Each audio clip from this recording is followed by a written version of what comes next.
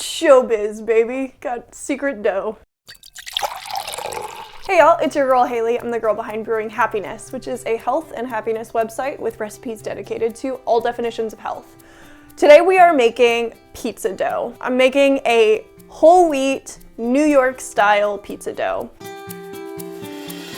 This video is in partnership with Bob's Red Mill, and I'm super excited to be using their products. I would use them with or without the sponsorship. I've gotten a lot of requests for a pizza dough recipe.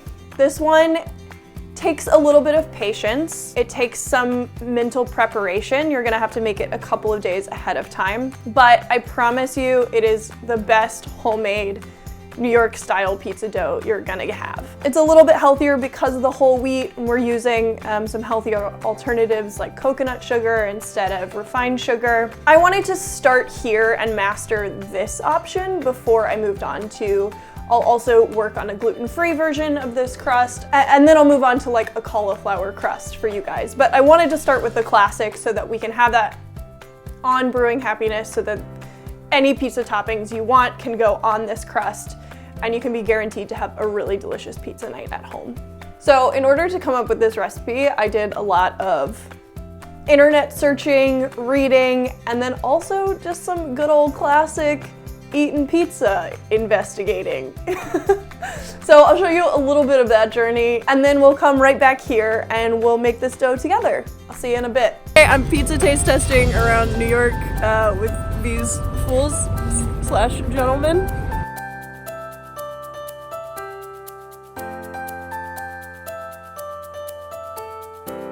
That is a good slice. Good slice. How excited are you? Scale of 1 to 10. Pizza.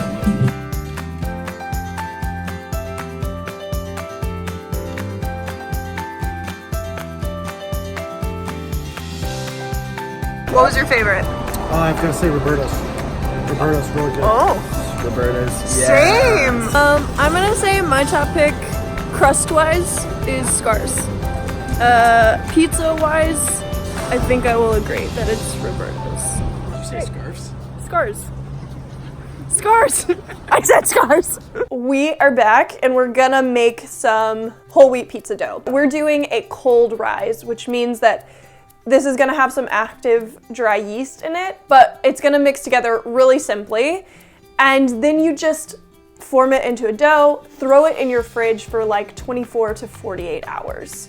So that means you do have to think ahead for when you want to have pizza. This recipe makes one 12-inch pizza, so you can double or triple it if you're having a lot of people over. All right, first things first, you need 3/4 a cup of whole wheat flour. So we're just gonna add this right into a medium-sized bowl. Obviously, I'm using Bob's Red Mill. This is the kind I suggest. You can find it at most grocery stores. And then you need 3/4 a cup of Bob's Red Mill bread flour. So now we're gonna move on to the add-ins from here. All right, so we'll start with the dry add-ins, which are half a teaspoon of coconut sugar, half a teaspoon of salt. Salt content is super important. 1/4 teaspoon of active dry yeast. Okay, so now you're just going to whisk together all of those dry ingredients just until they're pretty well combined. From here, we're going to add 1 teaspoon of olive oil, along with a 1/2 cup plus 1 tablespoon of water. I know that's a very specific amount of water, but I promise it's the exact amount you need. So just mix that right in there. So now I just like to take a spoon and kind of mix it all together until it kind of won't mix anymore, and at that point you start kneading. I'm just going to knead it in the bowl for now until it forms a better dough, and then you could move it onto a surface. And it's gonna seem like it's a lot of flour, but I promise it starts to incorporate. You're gonna knead for probably 5 to 7 minutes. So you can see in the bowl basically now all the flour has incorporated. So once that happens, you still just wanna knead it for a couple more minutes. If you don't know what kneading looks like, I'll take it out of the bowl just so you can see. You probably wanna make sure there's a little bit of flour on your surface. but I'm just pushing it forward and then pulling it back, basically. And then flipping sides, doing the same thing, folding it over itself, essentially. From here, you just wanna form it into a nice little ball.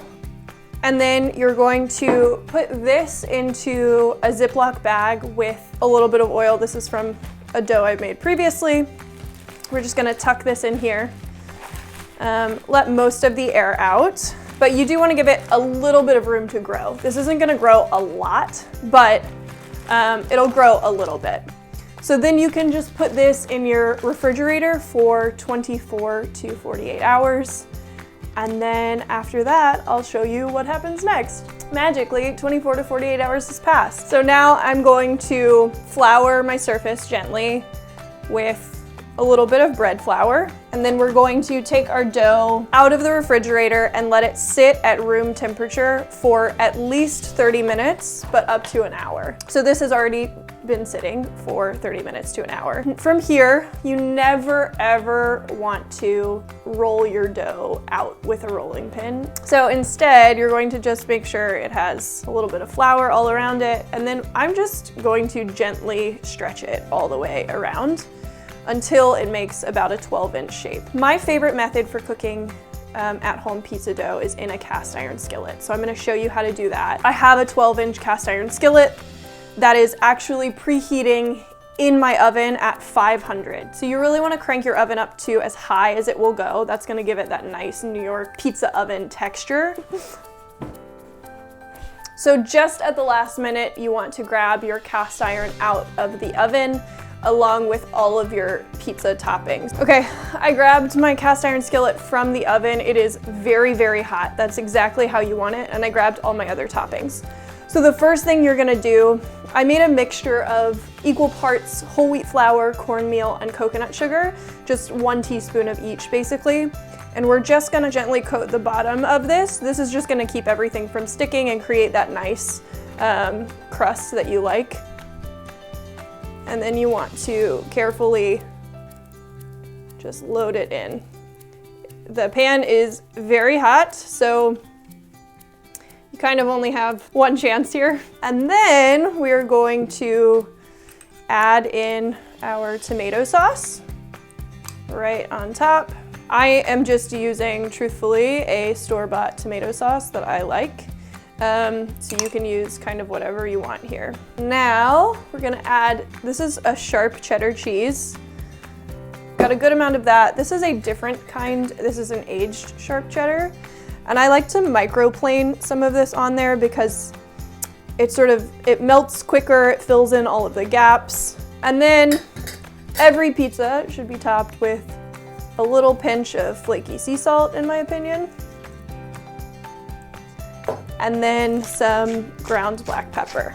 I'm taking this to the oven. It's at 500 and we're gonna bake it for 11 to 13 minutes. Okay, 11 minutes in the oven and we have a perfect New York style cheese pizza. You just wanna really carefully move your pizza onto wherever you want to serve it and it should come out pretty easily.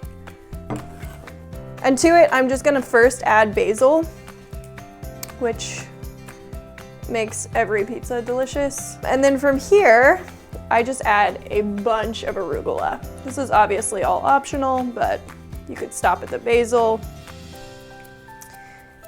Just a big pile of arugula right into the middle. And then from there, I add just a few microgreens. You can add some hot honey to it. That's my favorite condiment. So now you have some sweet, some spicy, some cheesy. Oh, this is the perfect pizza to me. And there you go. There is your whole wheat crust New York style pizza made at home in your cast iron skillet. I hope that you make this in endless variations. I promise I'll be back with more pizza crust variations. But I wanted to start with this basic one. Thank you to Bob's Red Mill for sponsoring this video. And I will see you guys next time. In the meantime, stay happy and stay healthy. Bye.